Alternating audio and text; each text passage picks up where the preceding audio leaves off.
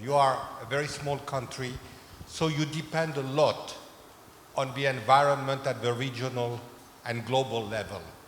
When you look at the situation outside of Asia and in Asia, what are the 2 or 3 major sources of concern that you may have about development or risks that could affect negatively Singapore?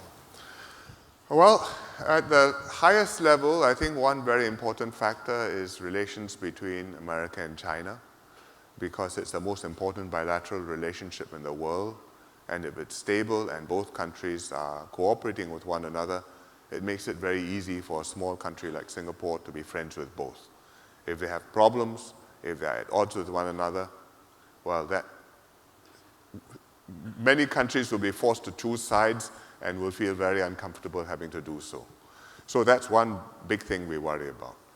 I think another thing we're concerned about is the stability and the cooperation within our own region in Southeast Asia.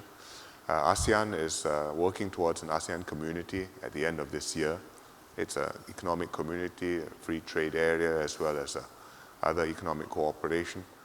But each ASEAN country has its own internal preoccupations and concerns. And I don't have to go into all of them now, but if you read the newspapers, you will see and you will know what these issues are.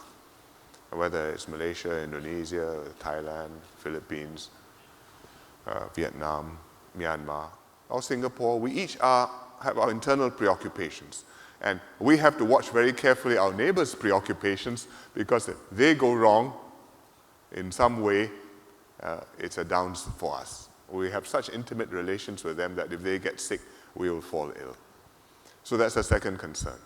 I'd mentioned a third thing which worries us a lot, and that is a security issue, and that is the problem with extremist jihadist terrorism. ISIS is a latest manifestation. Before that, it was Al-Qaeda. A lot of foreign fighters have gone to Iraq and Syria. From Southeast Asia, hundreds have gone to Iraq and Syria. From Malaysia, maybe hundreds. Indonesia, definitely many hundreds. Some from Thailand. Even from China, some Uyghurs have found their way into ISIS in the Middle East. It's a faraway battle, but people are drawn in.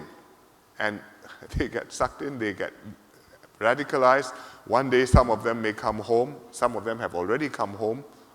And they will bring the virus back and cause a lot of trouble in our societies. And as a multiracial society in Singapore, that is a very, very dangerous threat, which we are watching very carefully.